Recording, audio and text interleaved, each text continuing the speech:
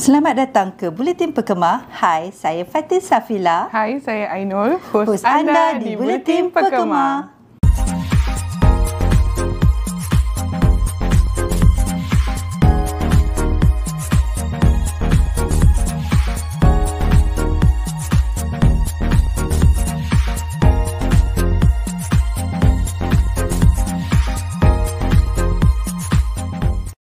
Pada 7 hingga 14 Februari yang lalu, Exco, ahli jawatankuasa dan ahli-ahli pekemar telah mengadakan kunjungan kerja ke Jepun.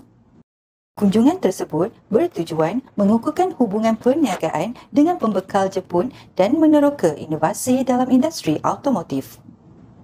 Perjalanan turut disertai dengan lawatan ke syarikat-syarikat pengedar kenderaan di Osaka dan Tokyo di mana pertemuan berlangsung dengan pembekal kenderaan pekemar di sana. Selain itu, mereka turut berpeluang melawat pameran automotif Osaka 2025, menyaksikan sendiri teknologi dan inovasi terbaru dalam industri tersebut.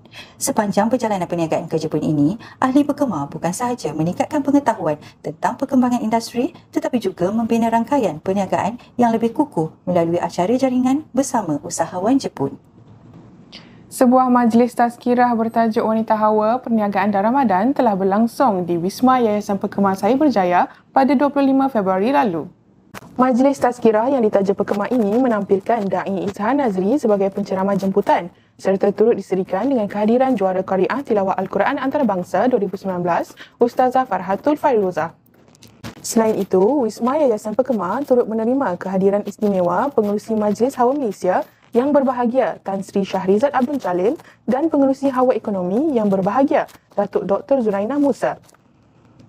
Kira-kira 100 peserta hadir ke majlis ini dan mereka turut berpeluang menyaksikan sendiri produk terbaru yang dibawa masuk anak syarikat pekemar Central Auto Distributors Berhad CADB iaitu Dongfeng Box. Mereka turut melakukan pandu uji Dongfeng Box bagi merasai sendiri inovasi kenderaan elektrik yang menawarkan teknologi moden serta keselesaan dalam pemanduan. Baiklah, sekian saja makluman terkini di Buletin Pekemar. Jangan lupa untuk follow kami bagi mendapatkan pelbagai perkembangan yang menarik. Assalamualaikum dan salam sejahtera.